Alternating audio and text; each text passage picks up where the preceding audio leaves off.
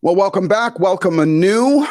I'm Joseph McClendon III, and you have landed on the Further Faster podcast. And along with my guest, we are here to do exactly what the name implies, and that is to assist you in going further, faster, in becoming wealthy. And around here, wealthy means to be healthy, happy, and financially abundant. And my guest today, it is my privilege to introduce you to my guest. There's an old saying, Jim Rohn, the late great Jim Rohn, said that if you can't see what I see in you, borrow my glasses. And I've been borrowing this man's glasses for close to 4 decades now. His name is John Lewis Parker, and he is all things expert on the most valuable piece of real estate that we all have, and that is that 6 inches of real estate between our ears. So grab a pad and paper and get ready to have your mind, let's just say, readjusted with John Lewis Parker. We'll be right back.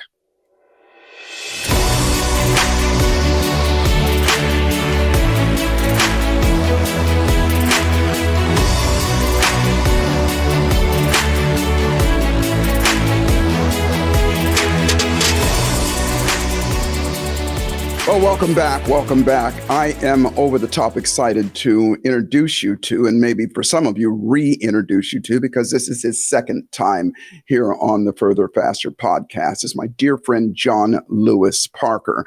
And like I said in the tease in the very beginning, he is going to assist us on having a different understanding of something that you may have, let's just say, a different opinion of that has to do with your brain. Now, John, amongst so many other things, I've known him. He's probably one of, if not the oldest friend that I have now. I've known him for close to 4 decades. I first met him as a musician. John is a Grammy-winning, multi-Grammy-winning musician. He penned one of the most popular songs of all times, Hard Habit to Break, for Chicago back in, I want to say, late 70s, early 80s. Middle 80s. Okay, thank you. Middle 80s. Thanks, John. And as well, his evolution beyond there, even when I met him, he was really into, delving deeply into what makes us tick, what makes us do what we do, and becoming healthier and happier, and all the things that are around there. And since then, he's delved deeply into those areas. And he and I have actually traveled the world. He's been on the stages with me in Spain and in Switzerland and all over the place. All the time, he is helping people not just change how they think, but change what they do as well. And some of the things that he does, I want to make sure I get this right. He is an expert in non-sectarian mindfulness instruction for all ages, physical, mental health issues, business, success, family issues, all interpersonal relationships. Now, that's a broad spectrum, but this is the guy that definitely holds up. John, welcome back to the Further Faster podcast. It's great to be here, Joseph. Well, thank you so much for being here. Listen, as I said, you've been my dear friend and my mentor for a long time. You picked me up when I didn't even believe in myself, and helped me along. You've been such an advisor and such a friend to me for so long. So I want to thank you for our friendship for all these years. And let's start here. I'd like to ask, just because, our listeners were here to do what we said, to go further, faster. In your opinion, what do people really want? Well, I think that your way of putting it, they want to be happy. They want happiness, wealth, health. And in this reality that we're in here, which is sort of a type A driven nature. Yeah, no doubt. You got to make a buck. Yeah. But life only takes place in the present moment, but our attention is usually somewhere else. We're daydreaming about the past, worrying about the future, planning and scheming. We say, I know I'll be happy when I get this or that. Right. But what do people do when that day of achievement comes? We immediately, in our minds, we raise the bar. Sort of in our minds, we've already said, in a positive way, I already have that. That's a technique for getting and attracting things. I already have that. So when you get it, sometimes it's not a big deal. You're already on to the next thing and the next thing and the next thing. And of course, as you get older, you realize that never ends. Like you see you wonder when you're a young guy or girl, why does that person not want to be president of the company? Why do they?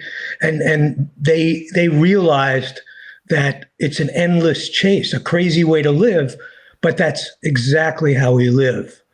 And we beat ourselves up because we're never satisfied. Now, do people actually realize that? Do they realize it when they're in the rat race that there's no end? Or maybe a better question to ask is, at what stage do most people realize it, if they even do? Because I know people that are in the rat race and just keep on doing the grind. And so maybe the question might be, what has to happen, or what generally does happen before the lights come on and they go, oh, wait a minute, this is an endless race? Well, of course, there has to be some methodology to changing something. Like it's kind of like turning around a car that's going 80 miles an hour in one direction, So, and so therefore, people don't really, they're so steeped in it, like a fish in water. Right. The fish doesn't know it's in water. We're breathing oxygen. We don't know it till it's, taken away. So I can say that definitely for the first part of my life, I was caught in that trap. Just like some of the listeners, I was there too. And, maybe I should say something about myself or what happened. Yeah, please do. When I was a young man in the 60s, I was anti-everything. You've seen the parades, the marches, because everything about society, economics, religion, everything seemed hypocritical and downright mean. And so I was disillusioned. And I love music. I wanted to be a musician. And yet at the same time, I didn't want to be part of anything I saw in the society. So thank goodness for music, which I had a natural ability for, and the Beatles and things like that were happening. Yet my parents and teachers and all of society frowned on this crazy entrepreneurial notion of a career in music. By the way, you think there are any entrepreneurs out there? They're all entrepreneurs. So, everybody said, you have to have a plan B. They said, you can do that, mister, but you better have a plan B or you'll end up in the poorhouse. And luckily, I was so anti-everything that I just didn't have a plan B. I was just going to do what I wanted to do. And if it didn't work out, back then we thought, we'd live to maybe 30 and that would be about it. Yeah, that's about it. Yeah.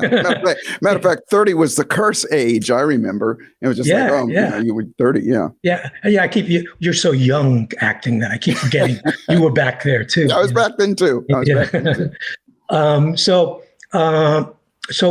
I just didn't understand why was following my dreams so crazy.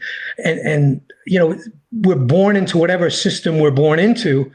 So I was getting no reward, only rewarded for their good behavior, getting a good grade in something I wasn't interested in, or acting correctly or something. But basically what it was knuckling under, or I'll be a failure in their eyes. So I was left with a fear of following my dream and suspecting that maybe I was crazy, like maybe there is something wrong with me. But despite everything, I persevered, loving music, which I was born to do. And at the same time, totally fearful of the society and the family that had conditioned me, just like most of us. You're just conditioned that way, to think that way. You see it everywhere. You hear it everywhere. So I began to make a little headway in my career, but I realized I really wasn't enjoying it, because I really didn't know how to handle situation. And I realized I was totally mentally unprepared for life. I was just like a child who had his toy, music. And I came to find that this wasn't uncommon, and like last week, I'm sort of a Dodger fan, living in LA. And I was listening to the game, and they were talking about this new great rookie pitcher, and they said there's no question of him playing in the playoffs, but as far as his bag of tricks, he's ready.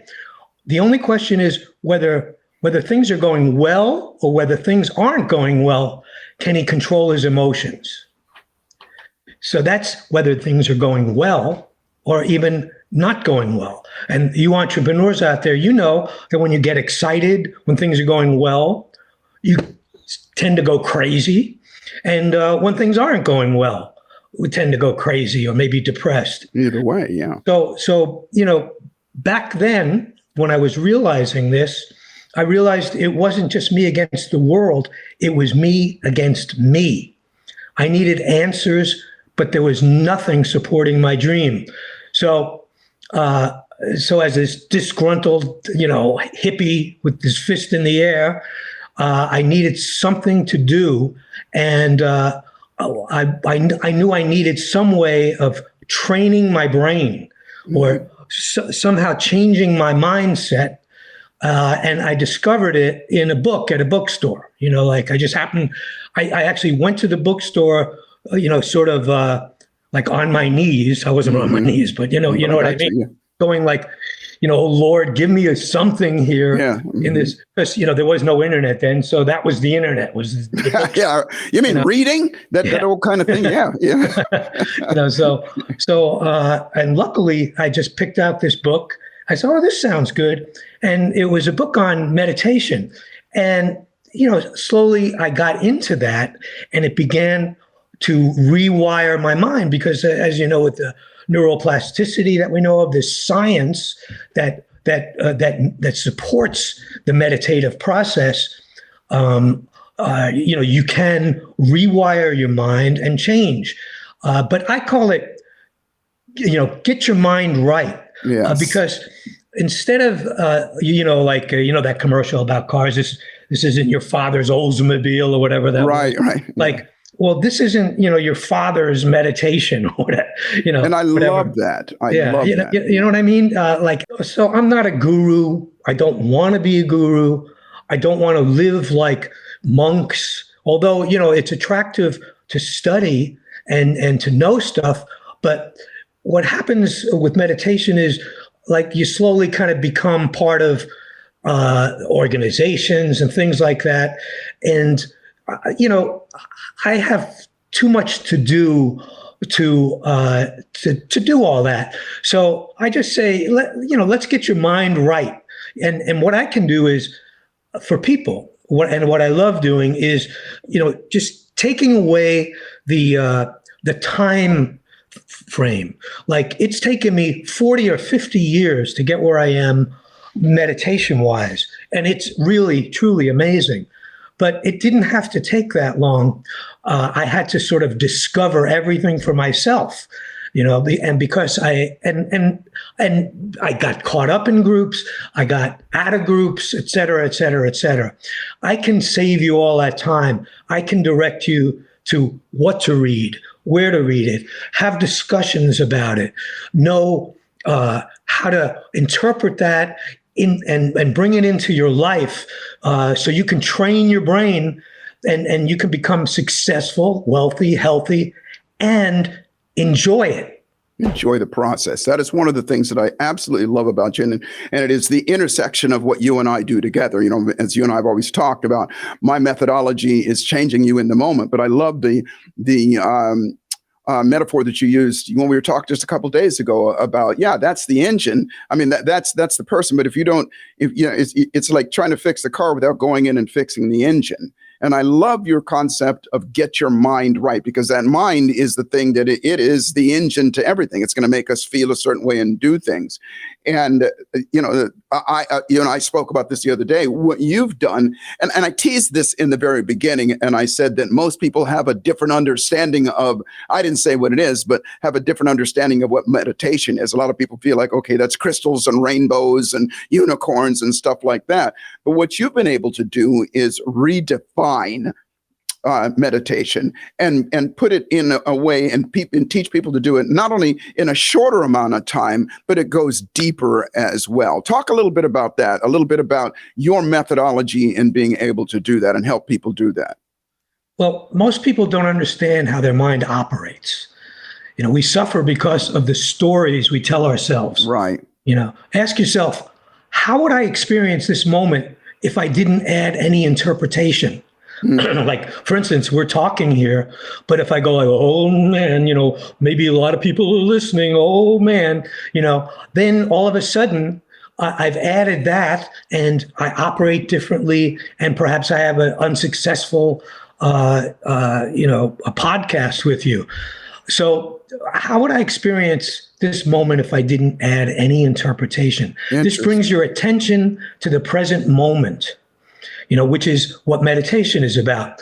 And then you can realize over time and testing and everything that this moment itself is free of suffering. And the suffering itself is coming from you, not the situation itself. Right. You begin to become aware of the stories you're telling yourself, what your mind is telling you. And this is a new dimension of your consciousness and you become aware that you're experiencing this new dimension. So like you said, like most people don't know what's going on at first, and then you start experiencing it. So it's experiential. It's not something you have to, let's say, quote unquote, have faith in or believe it's going to happen. It just begins to happen. And instead of you wondering what's happening, I'm there to tell you what's happening and then to direct you to the person that I've read or something that I know about where it really interprets that for you. So then instead of, you want to go further, faster. So instead of like finding out for yourself, which is, of course, definitely good. But instead of having to go through all that for a long period of time, at every step of the way, I can make you go further, faster by helping direct you and have conversations with you about it. So you realize for a second maybe, but then your mind subsides. It's still, and so instead of, what it is you're asking yourself, who are you without the story? And why do people, and why do I and you hold on to the bad story? Mm-hmm. We've inherited all of this dysfunction collectively through the annals of time, through our families. Look at the leaders of our country, of the world. Look what's going on. So yet the awareness, which is what it's called, the awareness of what's going on is inherently joyful. So there you are with this awareness of how your mind has been conditioned by the environment, by your parents, by the teachers, just like mine was. Like, don't become a musician, have a plan B, you're crazy. For my wife, it was don't marry him, all of that stuff, which shades your life, colors your life in so many ways that you think you're crazy, And so through practice, you begin to see who you really are. And by practice, I mean the very cut down, to the point, freeze-dried practice that I show you. It's brilliant, by the way. There's a lot of practices out there. You know what I mean? You do this, you do that, look at a candle, look at this, look at this mandala, go inside, look, do your breath, which is actually what I do. There are many ways to do it. So what happens is when you do this practice, you realize you see your problems and your neuroses, and instead of being afraid of them, you are encouraged by me and by yourself, actually, to face this and realize it more and more and more and quicker and quicker and quicker in each moment. So that when I'm in this situation here, which is a little different for me than just kind of playing an instrument or, in a studio with somebody. I'm realizing all the time who I am and what I'm doing, instead of getting caught up in my fear of this, the fear of public speaking, which is, so very common. So like you say, meditation isn't rainbows and crystals and unicorns. It's science. And what I can show you is a technique, because nothing changes unless you apply a methodology that works. Beautiful. And one of the things, we're going to take a break here shortly, and we come back, we're going to delve deeper into it. But one of the things, just my own personal testimonial is, I used to believe that meditation meant that you're only peaceful when you're meditating. That's what it's for, is you take this time that you go, you meditate, and you're peaceful for that for a while. But what I learned and what you taught me is that is actually, like you said, the practice, so that when you're not in that meditative state, you automatically, these are my words, you automatically default to that beauty that's, even like you said, even when the craziness going on, what it would do is it bring me down a notch from my craziness that was going on, that yak that was going on inside my head. And that, as you call it, that's, to me, getting your mind right, because that's what in short, again, my words, that's what the mind really wants to do, is to be right. It wants to be just, you be happy, you be peaceful in that moment, and to observe what's going on without all that dialogue, which, and I know you're expressing it in your life, and we all have our own madnesses and things that we've been impacted by through our lives. And a great deal of mine was my fear of rejection, my fear of, what other people would think. And, in my case, it was my dad, well-meaning, but, the things that he said and, caused me to doubt myself. And kind of the same thing, don't go down this part of being an artist, because his saying was, he used to say, you said just a little while ago, being in the poorhouse, my dad used to say, or you'll be digging ditches. That was his saying, you'd be digging ditches. And that was kind of my dialogue and kept me from doing it. So we're going to take a real short break, but we're going to be right back. And I want to go deeper into the mind of John Lewis Parker. Stay with us. We'll be right back.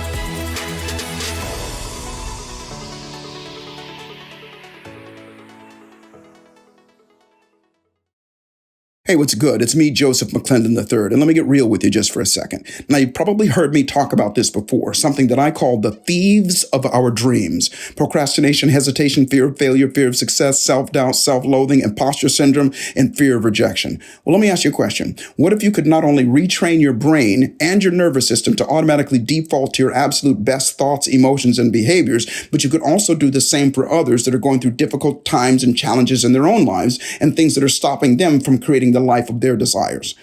Well, this is what I call neuroencoding. And at the risk of sounding arrogant, these are the same tools, methods, and strategies in neuroscience that I've used to operate in the upper 5% of all of my own businesses, especially as a coach, a speaker, and a presenter for the last 30 plus years. The Neuroencoding Institute provides you with the knowledge, the tools, and unmatched support to become a certified neuroencoding specialist and guide you to the life of wealthiness. And remember, wealthy means to be healthy, happy, and financially abundant. Go to neuroencoding.com to speak to an enrollment specialist today, and I look forward to serving you at the highest level.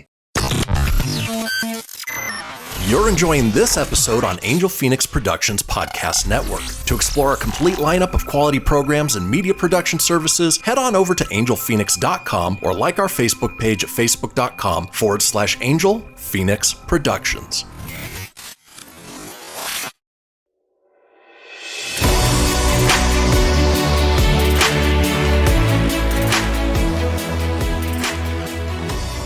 Welcome back. We are here with my dear friend, mentor, and guide, John Lewis Parker, and he has been such an instrumental figure in my life with regard to, helping me come down off of talk me down off of cliffs sometimes. And that even included when we first met. John and I worked in the studio because that's how we met. And I had zero confidence in myself. My ego was in the way, and John had his methodology, if you will, of kind of getting me out of that and to get me where I needed to go. So John, share with us a little bit more about your methodology, which in my opinion is so unique and so different than so many other people that talk about meditation and talk about, mindfulness and things like that, because your methodology is definitely unique and it's different. Tell a little bit about what your process is, if you will. The process is very, very, very simple. It's simply, if somebody's interested, they write to me at the email address that, you'll show them, and explain that they'd like to do something. They're interested. And then at that point, I'll find out if they want to do one-to-one, which would be as often as needed, or whatever it is that they'd like to do, maybe once a month or twice a month or something like that. Or if they'd like to do it in a little group, which, could be 3, 4, or 5 people, that I have a couple little groups going, or something like that, or just have, or just come to a large group that maybe you're leading, or I'm doing somewhere at a high school or a college or something like that, at a venue, like we've done together. And then specifically for that person, I can just cut through and be able to say, okay, here's what you do. And they'll do that practice for 5 or 10 minutes a day, and see if they're getting into it. If they're not, they'll quit, and if they want to keep going, like I said, I've been going for almost 50 years. So I've got a lot of stuff to tell. And I really, truly recognize where a person's at within the practice of meditation, and also outside of it, in their life, because not only have I been doing it a long time, but I'm quite old. And what happens is, you start learning about people, and especially with this meditative practice, knowing your own mind, you realize that everyone's mind, not like in a weird way, but we're all alike. We're all connected. We're all the same when it comes down to it. And we've all been conditioned differently by our environments. If you were born in Australia, if you were born in South Africa, if you were born in China, like, you have a different religion, a different this, a different that, a different way of looking at things, a different way of looking at, men and women, and et cetera, et cetera, et cetera, which are all not real. They're not really true. They're all whatever that society made up. And we think we're great here, they think they're great there. So I can recognize this quite easily, and help, like I did with you. If any of you can imagine Joseph McClendon III needing any help at all. But I guess somehow I did something, and it wasn't so much me, it was me using my practice to understand and get my own mind right, and then help somebody else get their mind right, no matter what their conditioning was. And that's really the whole thing, that it's more like, yes, we're just meditating, that's right, but there's so much more. It can go so deep, and it can go so much faster. But unfortunately, in the organizations and all of this stuff, there is hierarchy and all of this stuff, and you can almost never get to a person that could really help you, that really knows anything. There it is, yeah. And that's really what it is. And so I'm not saying I'm any better than these people. A lot of them are really, really brilliant, and they've been doing it even longer than me, and et cetera, with great teachers and all of that. But try to get to them. I've hardly ever been able to get to them, and I've been doing it all this time. So yeah, that's how I operate. That is beautiful, because one of the things that I really appreciate that is what you said, is that, and that's just how I know you to be, and you've always been that way, is you go right to the core, and whether it's age or whether it's experience or whatever, how to have a conversation with somebody and know what's going on with them and know what they need. But one of the greatest things about you, and I will say, you kicked my ass several times, when I was younger, and you went right to the core and you said, look, this is not real. This is what you're saying to yourself, and what you're doing is not real. And that, by the way, does include helping me get to where I am right now. I appreciate the compliment that you said about, imagine that Joseph McClendon needed help. Well, I did, and I still do. And so, one of the things, and part of the reason I have you on this show, and part of the reason you and I continue to have the relationship where we'll call each other and, hey, John, here's what's going on. Here's the issues that I'm having with my son right now. And you'll go, it ain't your son. It's you.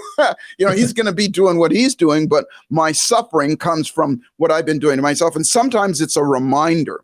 So I say to everybody listening, one of the things is that having, and I love the way you put it, John, having access to somebody like this is unbelievably rare.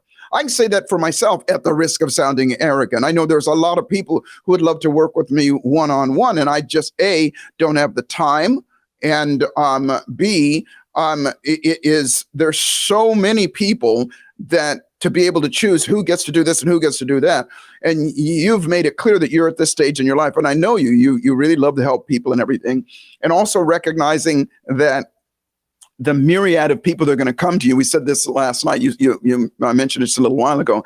Not everybody wants to be a damn guru or sit on a mountain and meditate and things like that. And your methodology is, I've watched you in front of my audiences, take that audience and take them through a process or something like that. And they get a result right now. And then you give them something that they can do for maybe 10 minutes a day. And when people start to do that and they get that, then they start to get a result. And this whole, I'm not going to call it concept, but your methodology of getting your mind right is, to me, it's priceless, because most people, A, don't even know that their mind isn't right because it's so cluttered with all the stuff going through. Correct me if I'm wrong. And then B, even if they knew it, they don't know how to fix it. So it's alcohol or weed or something like that, which I'm not, throwing under the bus or anything like that. But when that becomes your crutch, when you're trying to get something that you don't know, what you're after, can be a challenge. Well, Joseph, 50 years later, I'm still married to the same wonderful Absolutely. woman. I didn't say that. Yeah. My two kids are happy and successful. Mm-hmm. I'm financially independent, and I never, my dad said, you'll be eating dog food. I always imagine, eating out of this can of dog food, right. And I still have the fortune to write with some, top blues artists and stuff like that right now. And so I'm still working, I'd like to say that, the study of meditation is the study of cultivation. And what I mean is, what the mind experiences, do we cling to it? Do we create problems around it? Do we experience enjoyment or aversion over it? To put it simply, do we get lost in our thoughts? And the answer is, yes, we do. And if we don't like something, we react with aversion. If we do like it, we act with pleasure. And if this is the case, we must see that we still have faults. We're still imperfect, like you just said. We still have work to do. There must be more relinquishing and more persistent cultivation. This is what I mean by studying. If we get stuck on anything and we recognize we're stuck, we know what state we're in, and we work to correct ourselves. That is beautiful. And that on that point about getting stuck, and don't get me started on this. You and I have had so many conversations about social media and television and some of the things like that. They're designed to keep us stuck. They're designed to kind of numb us from getting to the reality that we aren't happy, or that we do want to change, and that we would need to do something about it. And that's a dilemma. So finding somebody like yourself and having that conversation, really going, okay, where am I?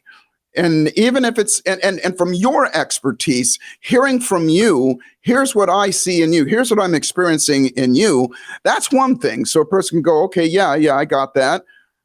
But then here's what to do about it. To get your mind right is brilliant. So, John, thank you so much. We're going to put it in, obviously, the description and in the lower third and everything, how they can find you. But please tell us your email address or what they would do. And listen, but before you do that, everybody, here's what I want you to do. Reach out to this man and enjoy, and I say enjoy in, let's say, sort of tongue in cheek, because it might not be that enjoyable as you're going through, as you find some things out about it.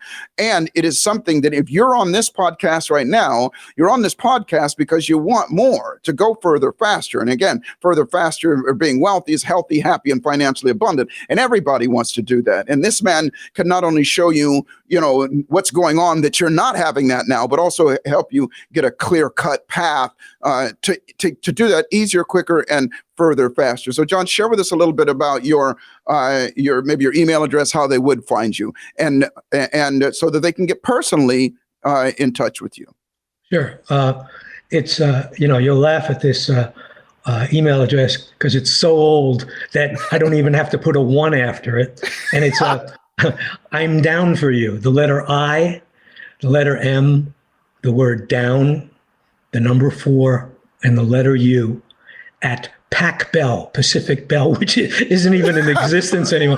PACBELL.net. I'm down for you at PACBell.net.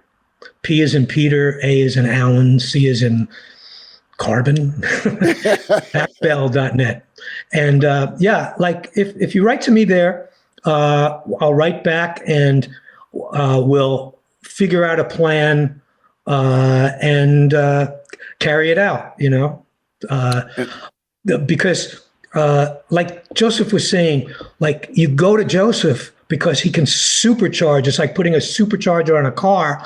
But if you don't know the engine, if you don't know what the engine is, how can it work? So in this case, if you don't know your own mind, or conversely, if you know your own mind and really get to know it, think of how much more powerfully Joseph's superchargers will work. Absolutely. John Lewis Parker, thank you so much. And as usual, you blew the doors off of it. And I would love to have you come back again because, this is just the tip of the iceberg. So everybody, please do yourself a favor, do your life a favor, do your family a favor. Reach out to him because that is what you have to do. Listen, I always say you must participate in your own rescue.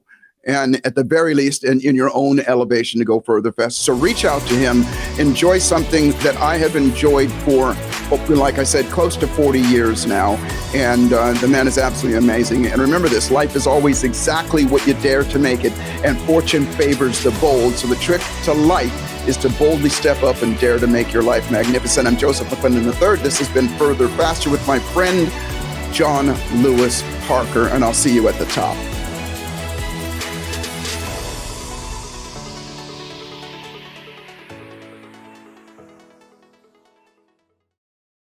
This podcast was a production of Angel Phoenix Productions. Explore more episodes of this show or other great shows on the Angel Phoenix Podcast Network by visiting angelphoenix.com. The views expressed in this show do not necessarily represent those of Angel Phoenix Productions or its advertisers and may contain language that's unsuitable for younger listeners.